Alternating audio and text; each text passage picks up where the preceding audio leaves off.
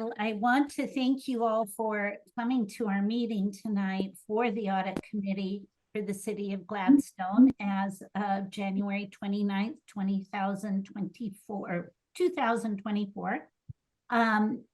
The purpose of the meeting tonight is to review and answer any questions you may have regarding the fiscal year 22-23 annual financial report for the City of Gladstone and also for the Gladstone Urban Renewal Agency.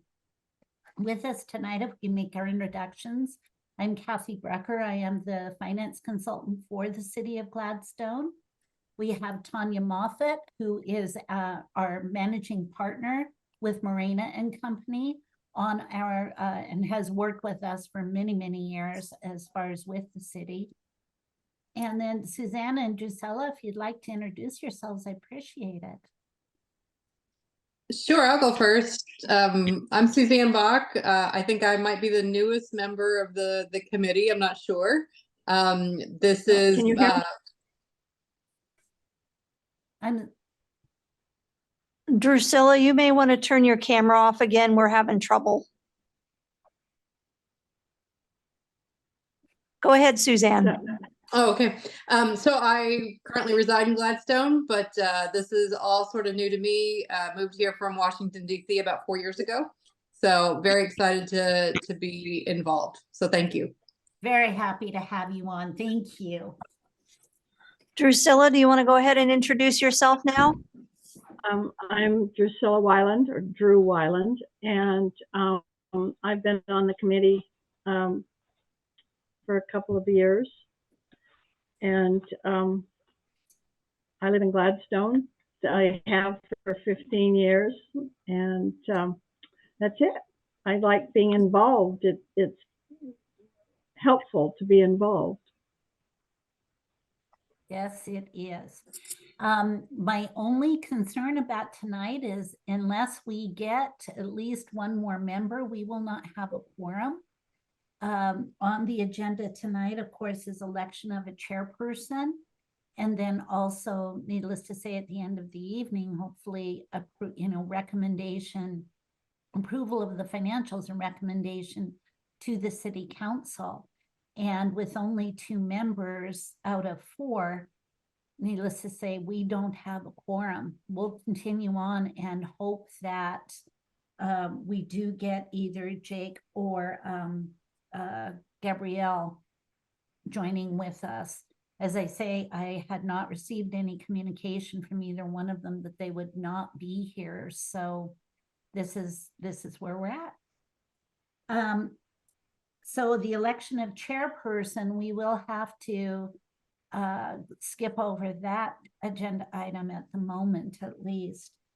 And Tanya, would you like to take over, please? Yeah, no problem. So, I just don't know if I should go into my full spill or if I should just start going into the financial statements and then come back to this in case we get a quorum. Well, I hate for Suzanne not to have all of the background that you normally give. I mean, yes, if we get the full quorum, we may have to give the Cliff Notes version Okay. or something if they come back in, but why don't we go ahead and get started? Okay. Yes. So, we have completed our audit for the financial statements for the city as well as the urban renewal. And we are going to be issuing an unmodified or clean opinion, which is the highest level of a financial statement opinion that we can give on financial statements. Our opinion is limited to the basic financial statements and the supplementary information. And so part of the reason for that is that there is a lot of information in the financial statements. And so there's like limited procedures we do on things like the management discussion and analysis, which is that first section, which is really, it's kind of interesting to me that we don't do a lot of work on the management discussion and analysis because it's probably one of my favorite things in the financial statements. Just because it has comparative information, so current year, prior year, those changes, what are those significant changes? Why did they happen? What's going on with capital assets? What's going on with debt? So I love the management discussion and analysis, even though it's not technically audited by us. We do go through and read it and make sure that the numbers match and things like that, but it's not as stringent and we don't spend as much time. Drew, I want to make sure that you're not trying to say something. No, it's just doing that. Can you Okay, hear me? yes, I can. That's Yeah. perfectly fine. She does. No, my little hand works. So if I want to talk, I'll raise my hand. Perfect. I love it. So we apply limited procedures to the management discussion and analysis, even though, like I said, it's probably my favorite part in the financial statements. And then we apply limited procedures also to some of the schedules that are under the section required supplementary information. So that's like the schedule proportionate share of net pension liability.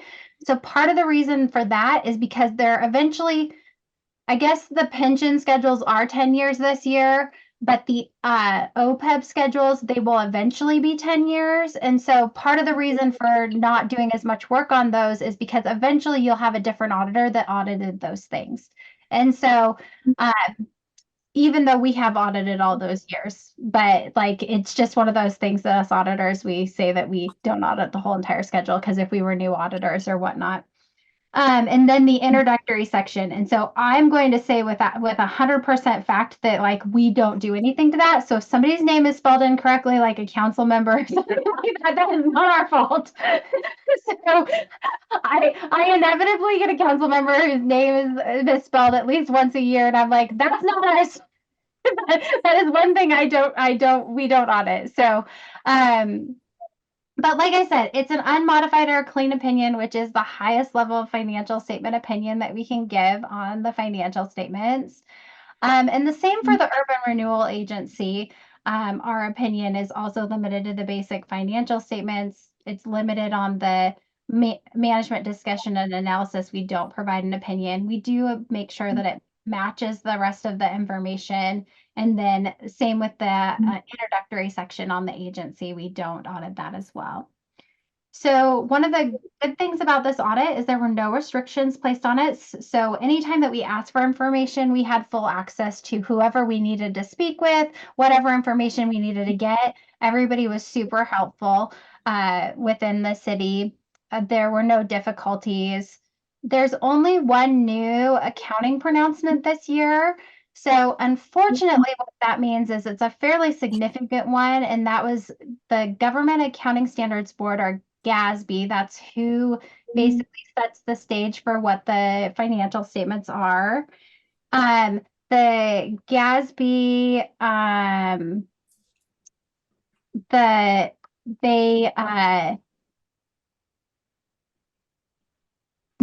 this new GASB 96, is called Subscription-Based Information Technology Arrangements. So it goes by SBITA, so SBITA, something along those lines.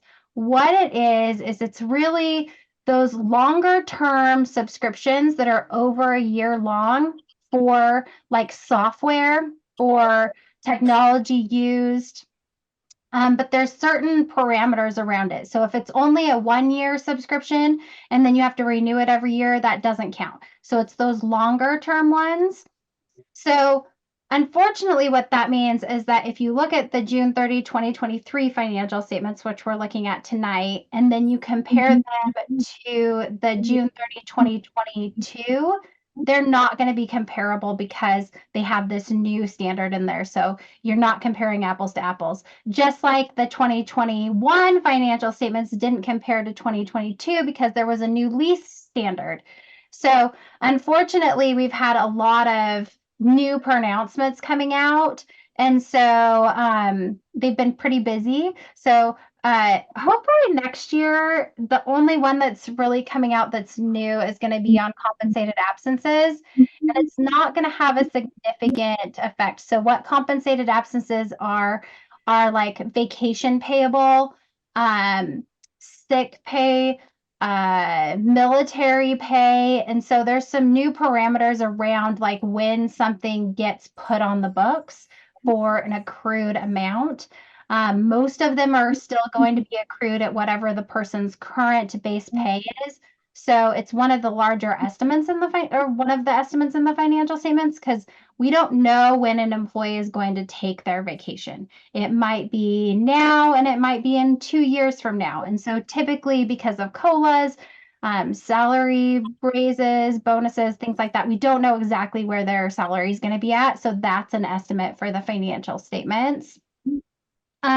So that's going to be a change for next year, but I don't think it's going to have as significant of an impact as like the LISA standard and the SABITA standard this year. So I just want to point that out because it's a little bit, it's unfortunate when we have all these changes and then it's not comparing apples. You can't compare apples to apples.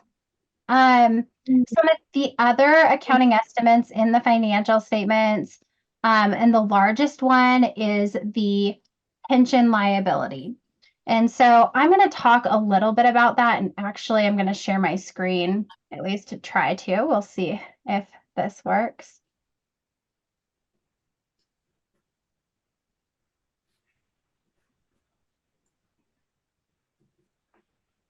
Okay, so I think you should be seeing this is the statement of net position. This is on page 10 of the information that you were provided ahead of time. So the pension liability is right here, about, like, if I zoom back out for a second, sorry, I know this is really small. It's about 3/4 of the way down, closer to the bottom, this net pension liability right here, because it's got the draft stamp. I can't highlight it, but right here, this 6,200,000. That is the net pension liability for the city. And then another one of the estimates is the OPEB liability. So that is other post-employment benefits. So this is any benefits besides pension that are provided after like retirement and things. So what that amount is, this is 456. So the nice thing about the pension liability as well as the OPEB liability, this is a number that the city staff is not coming up with. This is a number that Oregon PERS is giving to the city. So it's not something that they're calculating, but what it is created from the actuaries. They're the ones who calculate this amount. And so it does have a lot of sensitivity, and I thought I had it tagged here, but apparently I don't. So just bear with me for a moment. I'm going to go down to the notes to the financial statements, and I'm looking for the sensitivity analysis. I thought I had it tagged, and I apologize that I must have tagged it in another version and thought that I had saved it.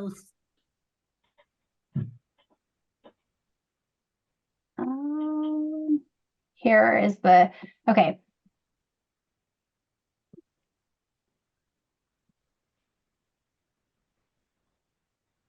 I'm going to just flag it just in case we have questions on it. That way I have it still flagged.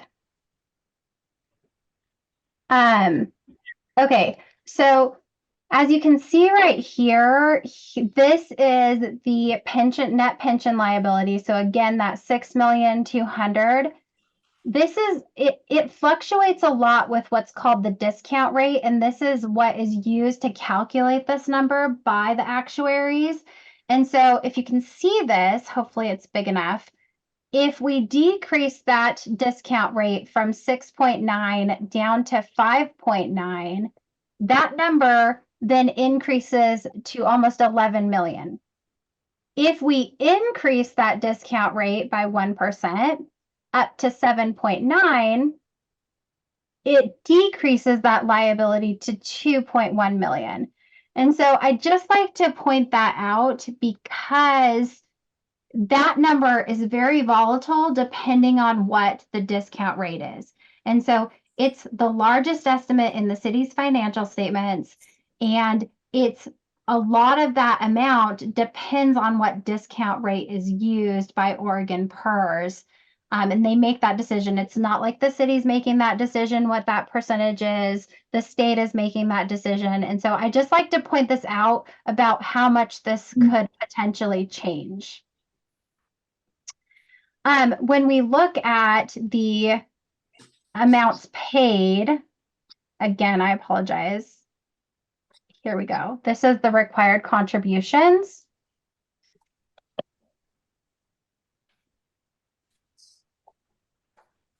So the city makes payments every year for their employees for their pension. And so what happens is there's a required statutory contribution.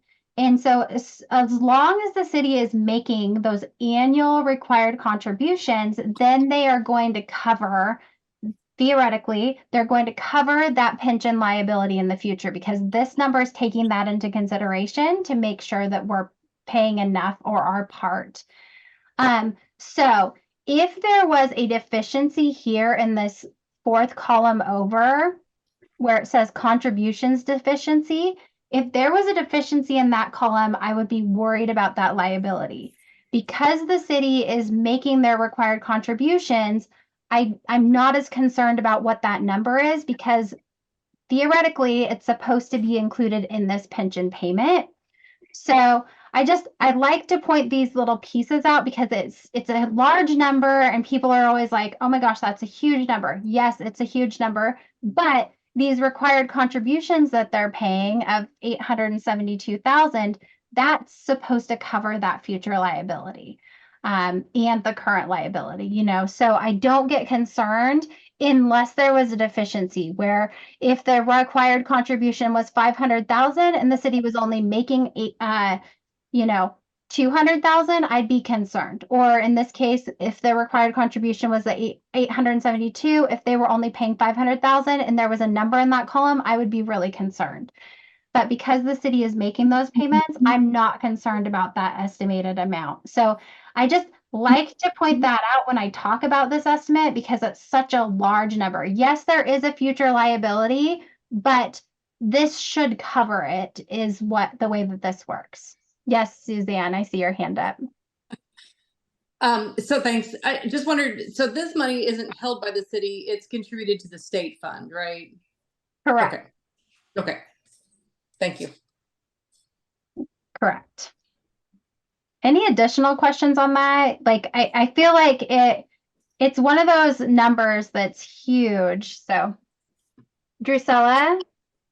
Okay, is this money that, okay, every month when you pay the city employees, I don't know what the percentage is, but let's say it's 3% of whatever that you're going to pay for people. Do you send money based on that every single month to the state or who was holding on to this? Yes, we do.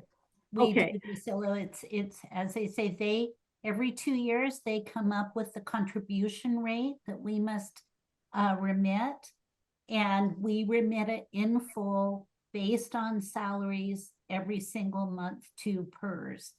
So do you not, I mean, okay, so if somebody gets paid $1,000, 3% is what, $30? So it's 21%. 21. So that's, I mean, the city isn't contributing to each employee 21%, is it, for the retirement? I mean, most retirement isn't that high.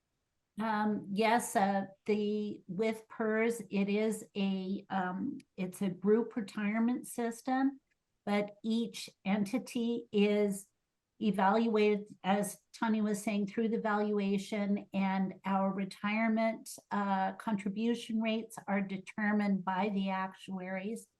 The standard employee contribution is 6%, and it's been 6% forever.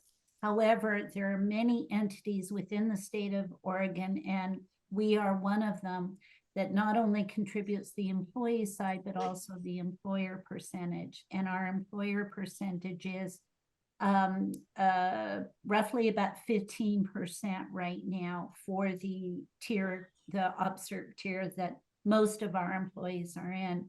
So yes, we are contributing approximately 21% every month to PERS to cover our employees' retirement. So what you're basically covering is we're kind of, even if the person was only and I know I'm just using, or let's say 10% because I can figure that out. Yeah. Of 1,000. Okay. So if I worked for $1,000 a month, the city would cover $1,000. I mean, $100 would pay $100. Yes. And then I could choose to pay up to $100. So that $200 would go to the state.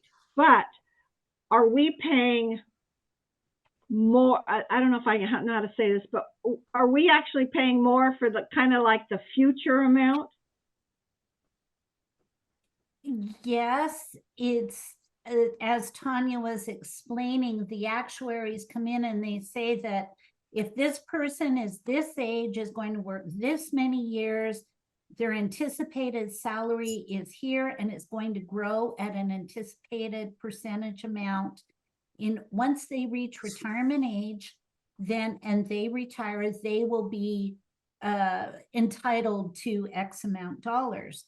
So yes, that amount grows every year and adjusts every year. What I wanted to mention to you, Drusilla, is in the notes to the financial statements, and I'm going to the page number on it. Oops. Oh, I'm sorry, you're in there. You were moving and I'm like, what's going on there? I was trying to go wherever you were going to say. Yes, and the note to the financial statement dealing with the PERS retirement and also with the OPEB plans, which follows directly after. It starts on PDF page 42, and it goes on for quite a long time. And pages, and that it has a really good explanation in there, probably more information than you ever want to know about how our PERS plan is structured. And you'll hear so much in the news these days about PERS and this, that, and the other thing.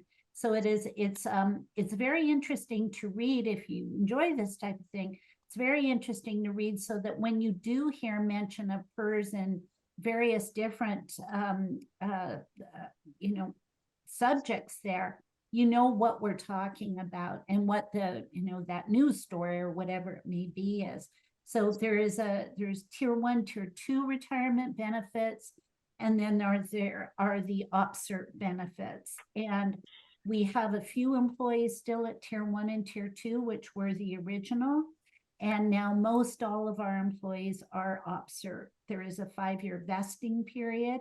If anybody leaves before 5 years, they get their the employer share, that 6% share, they are allowed to take with them. But anything that the city has contributed over and above that does not go.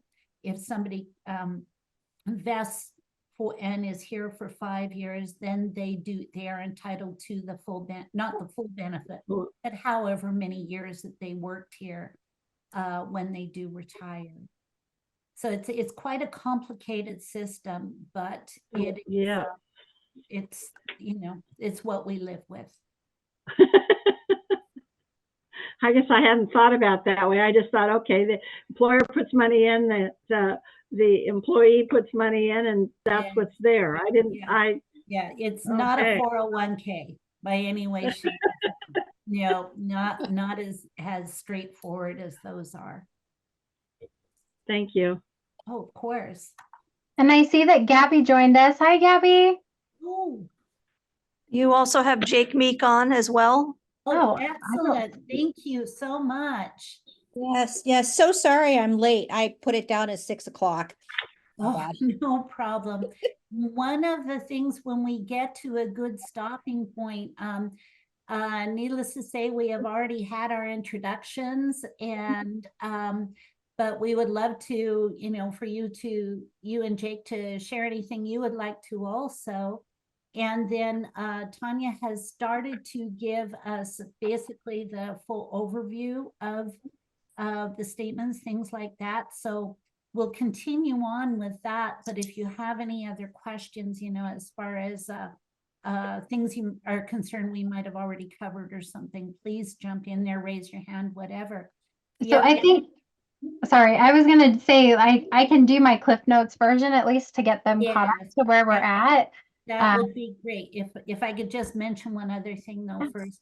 We also have on the agenda the election of a chairperson. We did not do this because we didn't have a quorum, but now that we have the 4 of you, whenever is a convenient time, we will need to stop and elect a chairperson. So You can do that right now, Kathy, we'll if do you'd that like. now, and we'll get back on track. Tanya will come back to her Cliff Notes version of what she has already covered, and then we'll go forward. All right. Gabby, would you like to introduce yourself? Yeah, my name's Gabrielle Blaug. I've been here at the city about a year and a half now. Really love being here. I moved over here from the budget committee, and I'm sort of like the idea of getting a sort of two-side version of what's going on. My background in accounting is mostly departmental budget keeping. But I was also the general manager of a small software company at one point. So we did all of these sorts of things as well. So Thank you. Jake? Hey there. Yeah, can you hear me?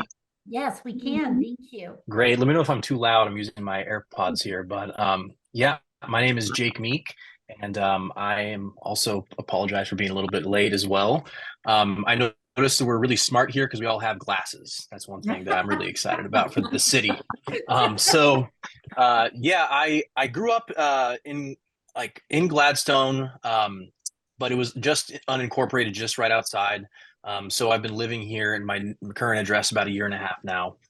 I am, I guess a background. I took maybe 3 or 4 courses on accounting when I was studying business at Oregon State, and a lot of the times I wish I would have actually become an accountant. I really like this sort of stuff, so I don't know how much it'll be involved, but just wanted to follow up on what.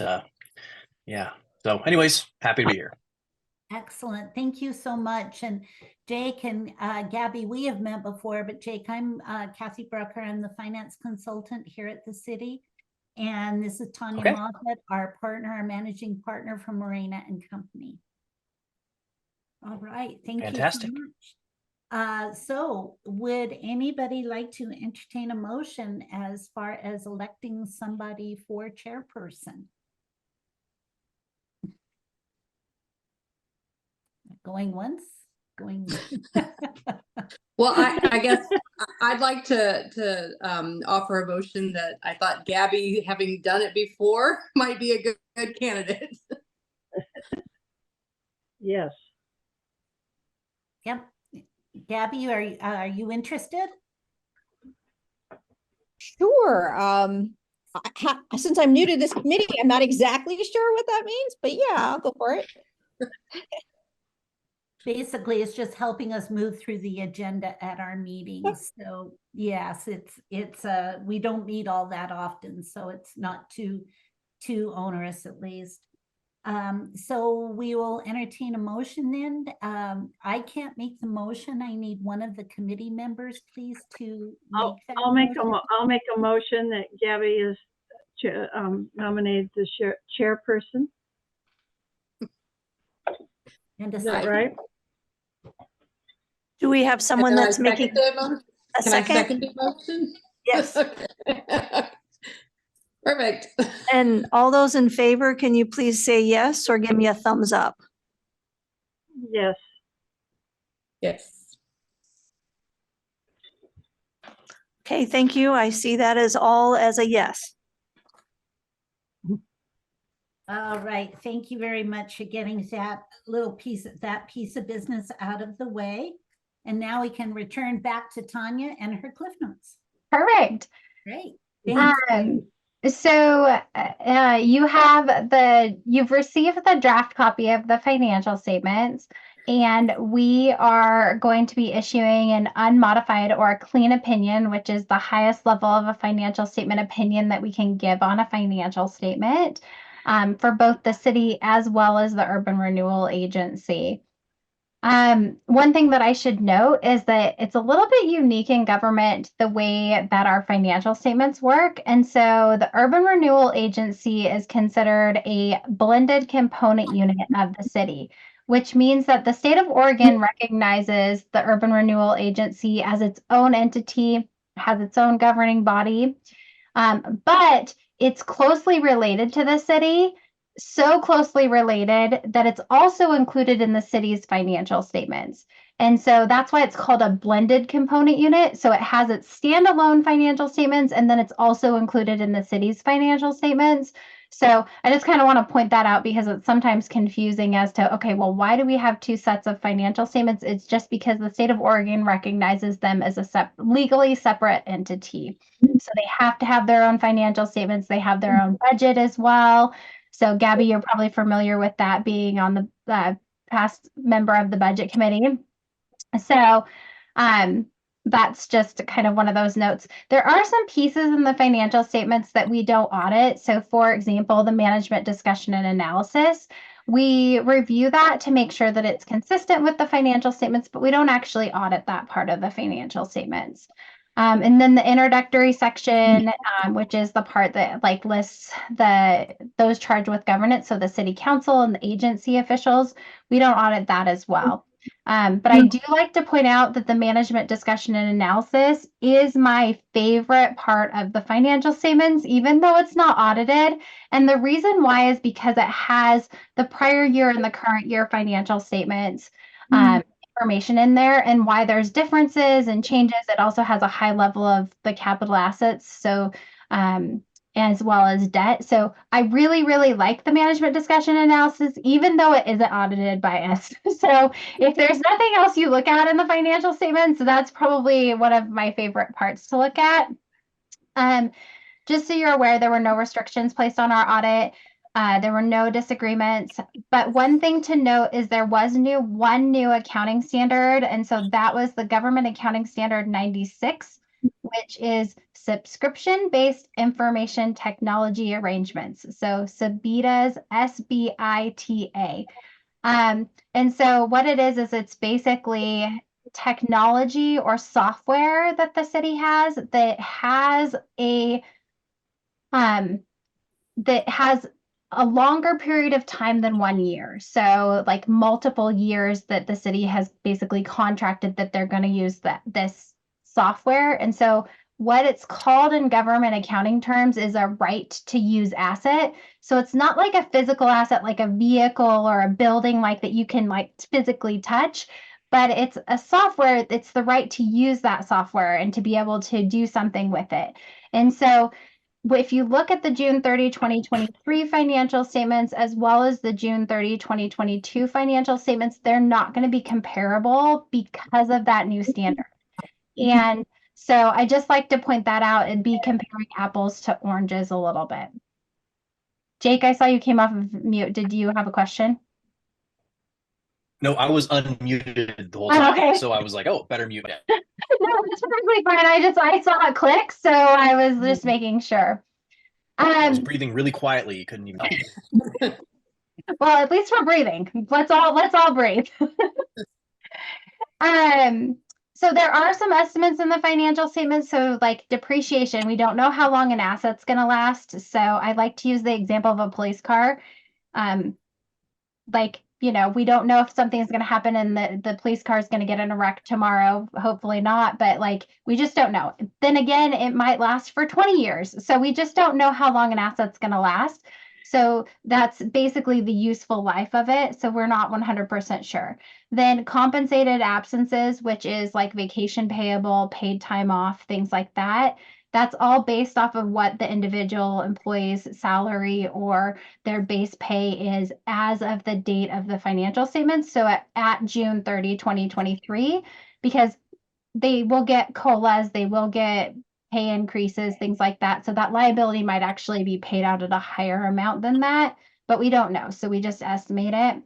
And then the largest liability on the financial statements is the pension liability, which it's fairly significant. And that's probably about the time you guys might have jumped in as we were kind of talking about the pension liability. So the pension liability, I'm just going to start sharing my screen again, just to go back to it really fast, just because it's the largest estimate in the financial statements. If we're looking at page 10 of the financial statements, it's about a little bit further down than half of the page. It's this net pension liability right here. I know it's really small. I apologize. But it is $6.2 million. And so we were talking about the fact that as long as the city's making their required annual contributions, which is on page 65, as long as they're making these statutorily required contributions, it's theoretically is supposed to cover that pension liability in the future. So I just like to point that out, as well as the going back to page 10, the other post-employment benefits liability, that's only it's only 456,000, but that is an estimate as well. Both of these two estimates, both the net pension liability as well as the OPEB liability, are both numbers that the state of Oregon PERS actuaries give to the city. So the city is not calculating this themselves. So those are the estimates in the financial statements. The city did not enter into any transactions that lacked authoritative guidance. So there's nothing in here that like the city's having to make up their own accounting standards. Everything's normal. And there is accounting standards, so they're following those proper accounting standards. So there was in the financial statements, every year we have a timing difference for the, I'm going to stop sharing my screen for a second. There is a timing difference based off of when the utility billings are billed. So utility billings are not billed and paid through June 30. So we don't have like a clean cutoff. And so there is 12 months worth of revenue included in the financial statements. And so there is what's considered like a past journal entry or an uncorrected misstatement. That's all based off of the timing difference for this year, the net of those amounts. So what the amount was from last year, subtracted off what the amount is for the current year. The difference between those two is about $44,000. That does not change our opinion of the financial statements. It's just a timing difference. And so it's a little bit larger than it has been in the past, but part of that has to do with if it's a wet year or if it's a dry year. So if one year it's more wet through June 30, then people aren't using as much water. If it's a drier year, then people are using more water. And so that's where that number gets like fluctuates, is if it's a wet year and a dry year and they're next to each other. If they're both wet years, then that number is very, very close to each other. And so I just like to point that out. That's one of the things that was in the AUC 260 letter that was sent out this afternoon. As an uncorrected misstatement. That's what it is. It really isn't a misstatement. It's really just a timing difference from the cutoff period. So that's what that specific item was. So sorry, go ahead, Suzanne. Oh, just wanted to know if that's going to always be the case or if that can ever be corrected. It can be corrected. But it's one of those things that then you're just constantly moving it back and forth every year.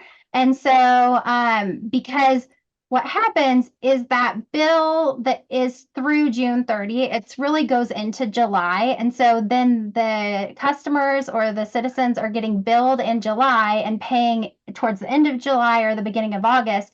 And so there's just always this timing difference. So it's really one of those things that it's like, well, does it really matter? Not really, but it's in technical terms, it wasn't cut off at June 30. And Right. so you can correct it, but then there'll be like a prior period misstatement or prior period adjustment, and then the amount. Sure. You can do it, but even with that, it'd still be an estimate on how much that is, because we don't like, the city's not going around and collecting what everybody's water is at as of that date. Right. And so Gotcha. And the way that the city's water billing works is that a certain number of gallons is at the lower tier. Then once you get over that, then it goes to the next tier. And so then you'd have to like figure out, okay, well, which tier is it at? So it still would have an estimated, basically past journal entry potentially. Right. Unless Okay. the city actually billed through June 30. So it's just, it doesn't make a lot of sense for the city to do it. Like, that's why it's Yeah. never been of a concern for us. If it was something that became like a really large number, then we'd probably have that conversation. Hey, maybe we should consider the way that you guys calculate this and accrue it. Gotcha. And I should have asked this before, but is the city on a calendar year or is it something else? It's a fiscal year. So the period is July 1st through June 30. Okay. Thank you. Yeah. Any other questions at this point? I mean, I have more presentation too, but. So one of the things that the Oregon State Legislature asks us to look at as well is they have some very specific things that they say, municipal auditors, we would like you to look at some compliance things, just because we think they're really important for Oregon municipalities. So a great example is ORS 279, which is public purchasing. So when the city does a project, there's procurement or purchasing rules around that. So like if they're doing a large project, they have to post in the newspaper and say, hey, does anybody want to bid on this? Let's say a street project. Does anybody want to bid on this street project to build us this new road? You have to submit your bid by this date at this time. And then we're going to go through, and this is the evaluation process. So one of the things that we look at is we look to see that the city is in compliance with ORS 279, which is the public purchasing rules, to make sure that everybody has a fair opportunity to bid on these projects. And that the city, once they award that project to whoever is the successful bidder, that it's announced to the public. So then the public has an opportunity to say, hey, we don't think that was a fair procurement, or there's basically this period of time that they can come in and protest the procurement before it's technically awarded to whatever that entity is or individual. And then we also look to see like, okay, did that company that received that bid to work on the street, do they have insurance, and do they name the city as one of the insurees? So if somebody gets hurt, then their insurance is covering that because they were the successful bidder. So those are like some of the things that we look at with those things. And so we also look at like collateralization. So are the city's funds in a bank that has FDIC insurance, which is up to $250,000? Or if they're above that amount, is it in a bank that's on this, what's called the state's collateralization fund? And so it basically helps protect public funds. So we look to make sure that the city's using the banks appropriately. So the collateralization. We look at indebtedness. Does the city have the proper amount of debt? Do they have too much debt? Like, because there's laws and rules in the state of Oregon about how much debt a city can have. So we look at all these things, insurance and fidelity bond. There's a long list, like street funds. So like the gas tax. So when you go and get gas, there's a gas tax that is collected, and then that money is distributed to counties and cities across the state. And then that funding has to be used specifically for roads and streets. So we go and look and make sure that the city is in compliance with that. So there's these things that they've specifically asked us to look at. And so Oregon budget law is one of the other ones. And it's not just did the city spend within those budgetary limits, but we also look to say, okay, did the city post in the newspaper? Did they post online? So did they post so that everybody has an opportunity to come and have a say on what the city is going to spend the public funds on? So we look at that too. So we look at like a vast array of things to look to see if the city's in compliance. The only couple of things that we noticed is that in the general fund, the library department overspent a little bit by $2,209. And then the police and communications levy for operations overspent by $20,000. So those were the two findings that we had for compliance. And that sometimes happens at year end because an invoice doesn't come in, so they can't plan for it, or something comes in that they don't know about. If we had a whole bunch of budget violations, I would be more concerned, but we only have 2 here in this instance, where the expenditures exceeded the appropriations is what we call it. So those were the only 2 issues that we came across, and that's only for the city. There was nothing in the urban renewal. The urban renewal was in compliance. So I don't know if you have any questions for me about the financial statements, about any of the numbers, about our process. Well, I have some questions. Perfect. Well, I read the financials, and I appreciate all the details, but I did, so for the proprietary fund, the fiduciary funds, the general fund, all of those, a couple questions. First of all of those are included in this audit? Yes. Yes. Okay. So- And then yeah, go ahead. So what I was going to say is that the audit it covers the government-wide financial statements. I'm going to share my screen again just so that I can kind of show. So this is what's called the statement of net position. This is on page 10 of the draft. And the statement of net position is very similar to what we would consider a balance sheet. If anybody's taken an accounting class or maybe been at a private company, it's usually set, it's called a balance sheet. In government, we like to make things really fun and different. So we even make up new terminology. So if you've ever taken an accounting class, we typically have assets minus liabilities equal equity. Well, we're governments and we think we want to be special. And so we actually have 2 things. So we have our assets, and then we have deferred outflows of resources right here. Just think of it as long-term assets. Like there's technically another definition for them, but I just think of them as long-term assets, deferred outflows of resources. Then we have liabilities like normal accounting. And then we also have deferred inflows of resources. Think of this as kind of like a long-term liability. That's the way I look at it. I mean, there's technically a different definition for it, but I lump like liabilities with deferred inflows of resources, and I lump assets with the deferred outflows of resources. And then net position is like equity, so, or owner's equity.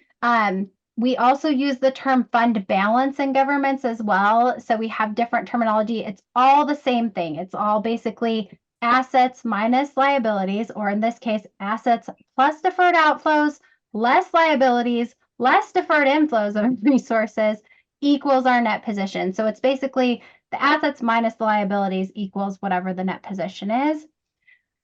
So from an audit standpoint, we look at what's considered the governmental activities. So this is all the governmental funds. So that's like the general fund, the street fund, the urban renewal fund. Those are all the general funds. And then our business type activities, those are like the water and the sewer. They're supposed to be self-sustaining funds is what we call business type activities. So they're supposed to have a user fee that covers the expenditures for basically doing that. So when we're auditing, we are opining on or giving our opinion. When I talk about a clean opinion or an unmodified opinion, our opinion is on the governmental activities, the business type activities.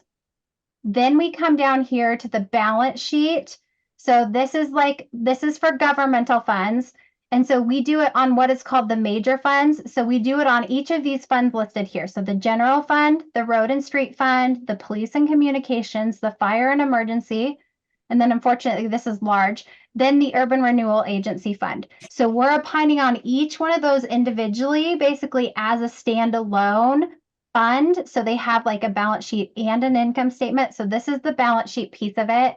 And then the income statement was right here, and this is called the statement of revenues and expenditures and changes in fund balance. So again, each of those funds. Then when we get to our business type activities, and this is on page 20, This is those self-sustaining funds that I was talking about, the water fund, the sewer fund, and the stormwater fund. So we opine on each of those individually. If the city didn't treat them all as major funds, so there's another option for governments, you can combine some of these funds. So if these were so if the sewer fund and the stormwater fund were small enough, they could be combined as one, and then we as a non-major business type activity, and then we would be opining on that versus the individual major funds. But the city is choosing to present each one of these as a major fund, which is perfectly fine. Then you get an opinion on a lower level, essentially. And then we also have the Muni Court Trust Fund. We don't really opine on these because it's really in a trust. And so we're not necessarily going in and auditing this because it's put in a separate fund and all of those things. And so we don't spend as much time on these, what are called fiduciary funds, because this one's for the municipal court.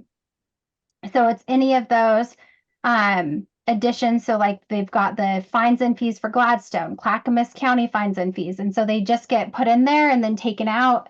And so we don't spend as much time on those fiduciary funds, but we spend a lot of time on all of the other individual ones. And that's what we're opining on in our auditor's report. I know that's probably a little bit more information than you wanted to know.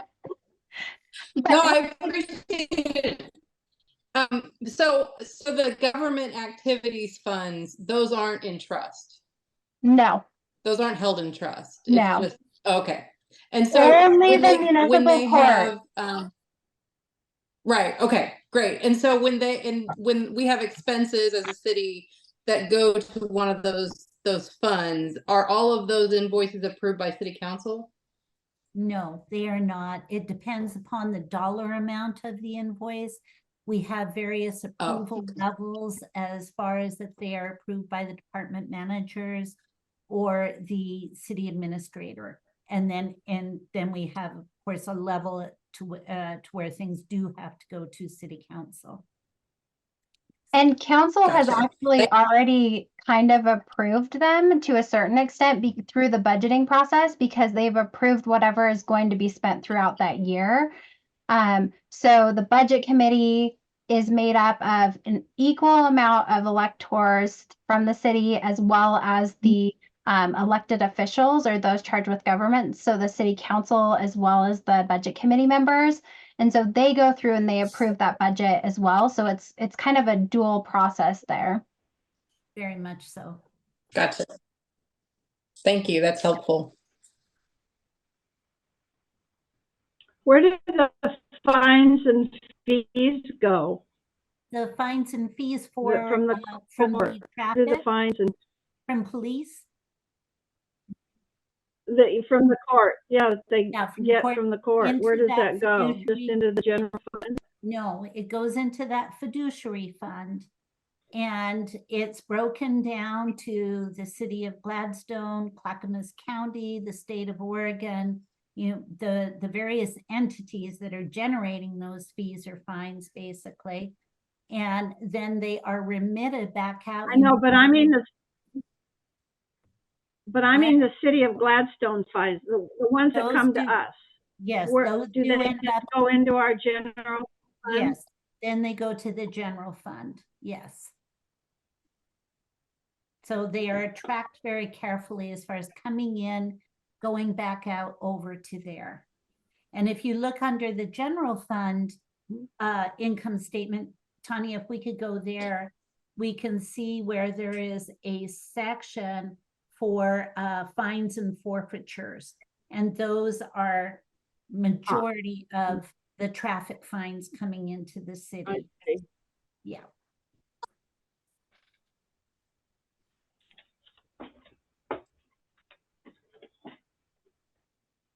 Any additional questions on the financial statements or on the audit or what we look at?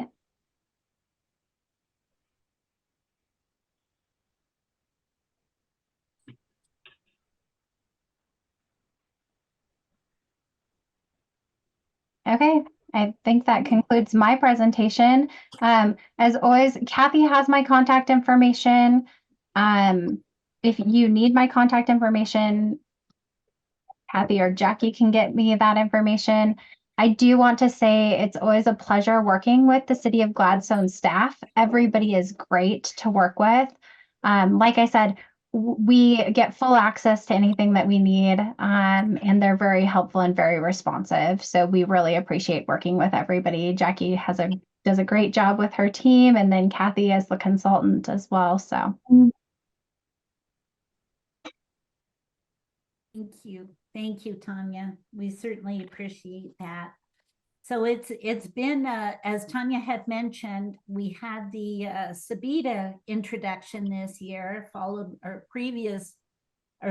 by the lease introduction the previous year. So for the total overall dollar impact, what she was saying as far as comparison between last year's and this year's statements, it's a fairly small dollar impact to the city. So it's not that it would distort our statements overall by much.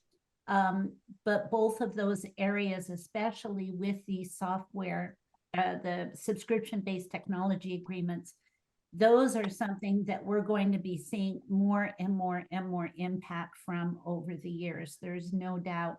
One of the interesting ones that we had this year was the addition of the police worn body cameras and all of the software that is associated with those. It's quite extensive, and we purchase it on a 5-year contract, basically not purchasing but subscribing to this. So that's an example of one of those subscription base that we are dealing with now, and we'll be continuing to add on a lot of those types of costs to the city. Another thing that has gotten very popular is you always hear about cloud software now. Our financial software is housed within the city. We own that license. So the only thing we pay to our software company for our technology company there is for maintenance. And we also get upgrades in through there, but it's more of a maintenance type perspective. So we don't have to bring that on as a Sabita. If we ever did go to a cloud-based software, then it would convert to a Sabita arrangement. So there's a lot of various rules and regulations. And if my hair wasn't gray, believe me, it would have been gray after these last 2 years, because it's been so, I won't say overwhelming, but so a lot of work. It's been a lot of work. You know, And- Kathy, I did forget to mention that we do have another estimate this year, and I just realized because it's new this year as an estimate, and that is the estimate for the joint venture for North Clackamas County Water Commission. So I apologize, just because it's new, I had forgot to mention it. So the city has a joint venture for the North Clackamas County Water Commission, and it is between the city, Sunrise Water Authority, and Oak Lodge Water Service Authority. And the city has 10% in this joint venture that they essentially own, is kind of the way to look at it. That joint venture does not have their audited financial statements done yet. And so in the past, we've held off on issuing the city's financial statements, waiting for them to issue. But the auditors haven't even really started auditing yet. And so the city basically made the decision to go ahead and use an estimate this year for what that amount will be. We feel really comfortable with what that estimate is because it's based off of their unaudited financial statements that they have prepared. Granted, the auditor could come in and maybe find something and then it might change a little bit. But based off of all the history that we have, looking at the historical information, the trends, where that number is coming in at, we feel comfortable with what that number is in the city's financial statements. But I did want to point out that it is a estimate in the financial statement. So I apologize for missing it. It's just, it's new this year. Normally it's not an estimate. So normally in our auditors reports, we will refer to the other auditors. We're not going to be doing that this year because we're not relying on audited numbers. it's an estimate this year. And so it's very clear in the financial statements that it's an estimated number this year, but we feel very comfortable that it's a very close number, if not the exact number that will end up being. And we'll monitor that if for some reason when the audited financial statements come out and it's like a different number, like they have this giant change to it, then we may go back and reissue the financial statements and move the number, but it'd have to be a really large difference. So it'd have to be that the auditor found something that was significantly different than what were in those draft financial statements that we based the number off of for the city. So sorry, Kathy. Oh, that's quite all right. And let me just add to that. So once we do get the NCCWC statements, as Tanya said, we'll be looking at that. And then as long as it's a reasonable amount, if there is a difference from what we estimated, we'll just adjust for that in the 23-24 fiscal year then, and it will catch up. So yep, that was a new one that we had to do this year. So anything else? Is there anything other information we can provide to you tonight? That brought up the remembrance of mine that the firefighters, our firefighters have an agreement with Clackamas. Is that something that it's not a separate fund, I don't think, right? It's just no, it's within two. The fire department is housed within the general fund, and then the special levy that is assessed for fire safety, that is a special revenue fund to ensure that all the tax money that comes in from that is spent exclusively for the fire safety, which of course now is basically paying the IGA with Clackamas County Fire District number 1. Okay. Yes. great. Yeah. All right, thank you. Yes, you're welcome. I have one more last question. Sorry. Mm. I'd written it down, but I forgot to ask it. In the general fund, it looked like about $2.4 million that are unspent. And I just wondered, are all of those funds in just general bank accounts, or are they earning interest, or? Oh, you're talking about the cash and equivalents there in the balance sheet, or Maybe I didn't. I just noticed there was a large chunk of change that was unspent. yeah. And I wondered if that is earning interest, or is it just sitting? Yes, we have two methods with two areas that our money will be deposited to. I believe you're actually talking about our net position there. Are you talking about can you tell me exactly which number you're referencing, Suzanne, as far as I would like to. I just wrote it down on my notes and questions to ask. It was about 2.4 million. And it was noted as unspent. Oh, I might know what it is. Hold on. 2.4 million. Well, there's 2.4 in OPEB, but that's under governmental on the government wide. Let me look. Well, to give you an idea of what we do with our cash, as far as available cash that we have that's flowing through our checking account, we of course are with a U.S. bank as our bank. We do have a large deposits usually in there, and needless to say, we have very strong cash flow. A lot of money goes in, a lot of money goes back out. And then the bulk of our monies are invested in the local government investment pool.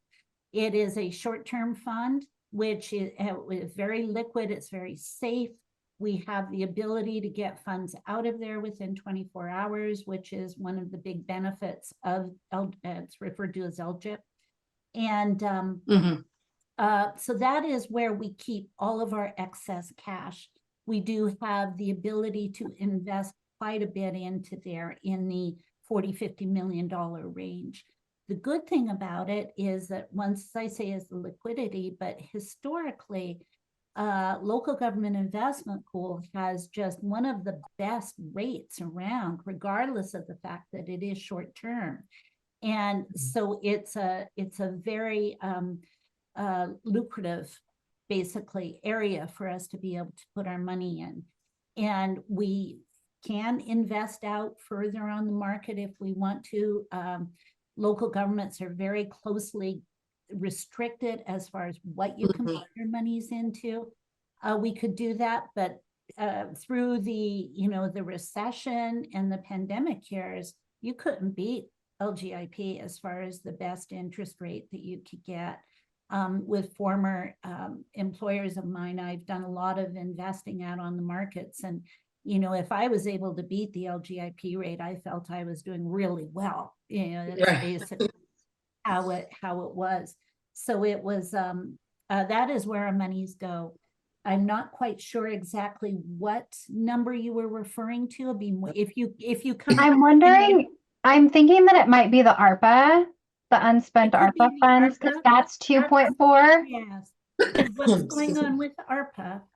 We have received all of our ARPA funds, which was a total of 2.4 million in revenue. However, they paid us in advance of those monies.